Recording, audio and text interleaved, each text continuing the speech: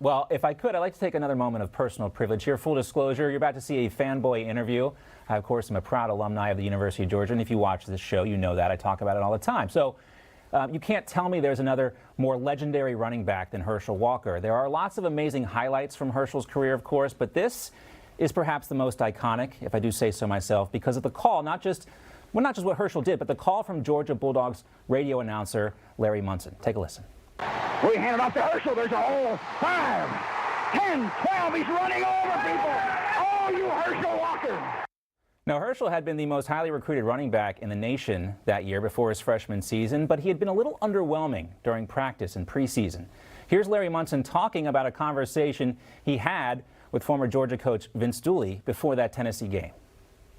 It said to me very quietly, what I may have on my hands here is nothing but a big, stiff fullback. And that's the way he put it. And in scrimmages, the guys had taken care of him pretty good. And he was third-string tailback the night we went into Knoxville. But, of course, everything changed that night in Knoxville. Herschel Walker, a freshman, and him running over people became a constant thing. And Herschel, of course, is the image that came into my head when I saw this in Donald Trump at NATO in 2017, when he shoved the minister of Montenegro out of the way to make sure that America's interests were front and center at that meeting. It's the same energy Herschel carried with him on the football field. And, of course, you know, that's my metaphor anyway. Well, Herschel's first political season on the gridiron is turning out to be a little bit like his first season in college football. After struggling to gain traction in the polls in the preseason, which is prior to Labor Day, he's now neck and neck with Senator Raphael Warnock, and U.S. Senate candidate Herschel Walker joins me now live. Always great to talk to you, Herschel. Hey, hello there. How are you doing? All right, so you're now rising in the polls. Why do you think that is happening? Well, you know, I'm getting out, meeting the people, meeting the voters. You know, people continue to talk about football and the things I did on the athletic field. But, you know, I haven't been on the athletic field in over 40 years.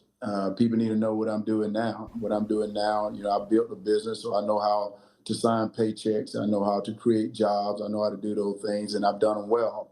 I ran for Georgia when I was playing football, and right now I'm running for Georgia again. And I scored back then, and I can score today because I know what's going on, and the people of Georgia know I will fight for them. So I think that's the reason I'm rising in the polls. You know, right now I'm going up against a incumbent senator, but right now he has nothing to run on. Everything that's happening right now in Georgia and in this country, you know, it has to fall in his lap because it is happening in such a short time. It hadn't been there quite 2 years, and the economy is bad. Crime is up. The border is wide open. They're talking about putting men and women's sports, and you know, it is terrible what has happened in such a short time as he's been the senator so far. Well, let's talk about Stacey Abrams' comments on abortion that she made this week. In case folks have forgotten, here's a clip. No such thing as a heartbeat at 6 weeks. It is a manufactured sound designed to convince people that men have the right to take control of a woman's body. That's maybe the second biggest conspiracy theory you've heard from Stacey Abrams, the first being that she won the governor's race in 2016. But what do you think about that? And Raphael Warnock is kind of famously a pro-choice pastor, whatever that means. Well, you're right, whatever that means. But, you know, Senator Warnock, he's cut from the same cloth as Stacey Abrams and also Joe Biden. You know, he's also said if a baby survived an abortion, he voted to deny that baby medical care. And how extreme can that be? And he's a pastor. And I said, thou shalt not kill. You know, he's seen to be relish on a woman killing her baby. And he's a pastor. So that's the reason I'm running. I'm running because I said the buck stops here. You know, we're good people here in this country, but they seem to continue to try to divide us through racism. They can continue to try to divide us right now with women and men. And you know, the statement she made is men, that's how they control the women is through something like that. And, you know, that is terrible. They're the one who's trying to put men in women's sports. So that's setting the women's rights back years. Yeah. And I think that is not fair. It's not right. And they gotta hold to that. If you were elected, would you support a bill like Lindsey Graham's, which seeks to federalize an abortion law outlawing abortions at 15 weeks? Well, first of all, I think it should be in the states. I think it should be in the people's hands. That's where it should be at. The people should decide that. You know, I'm a Christian. I'm for life. I've always been for life, and I'm not going to apologize for it. And, you know, and I think it should be in the states. But if I had to vote right now, it'll be yes. But yeah, I think it belongs in the states. Fair enough. I also wanted to get your reaction, going back to the Democrats and how they're constantly trying to make identity politics the big issue and dividing us on race. I'm sure you've heard of this guy. He's a liberal commentator, Elie Mystal. I think he claims to be an attorney. He was on Sirius XM on a show mocking you and Georgia voters. Take a listen. But the other thing is to remind these white, MAGA, bigoted Southerners that don't worry, they're not electing a black man that's going to be able to think for himself, that he is too stupid to do anything but vote in the way he is told to vote by his white superiors.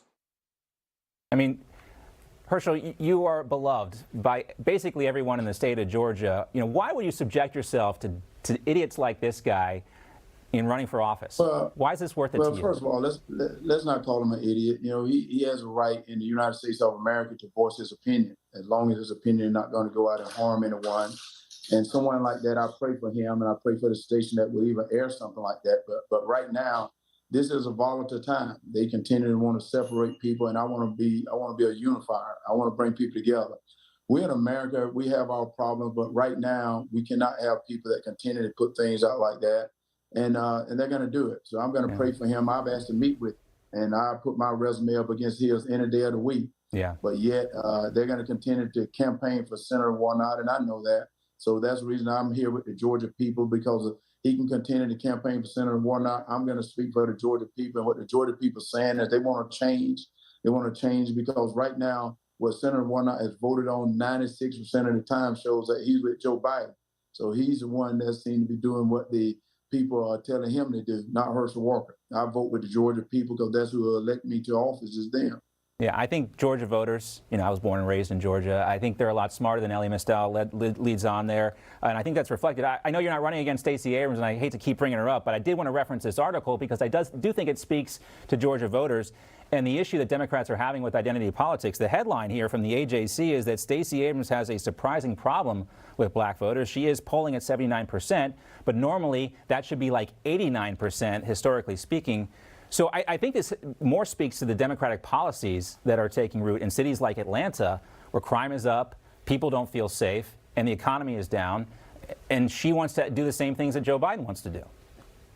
Well, you're 100% correct. But I think one thing that we got to do is quit trying to separate the black voters from the white voters or any voters, because I think blacks as well as Latinos, Hispanic, well as Asian, we want almost the same thing. We want lower taxes.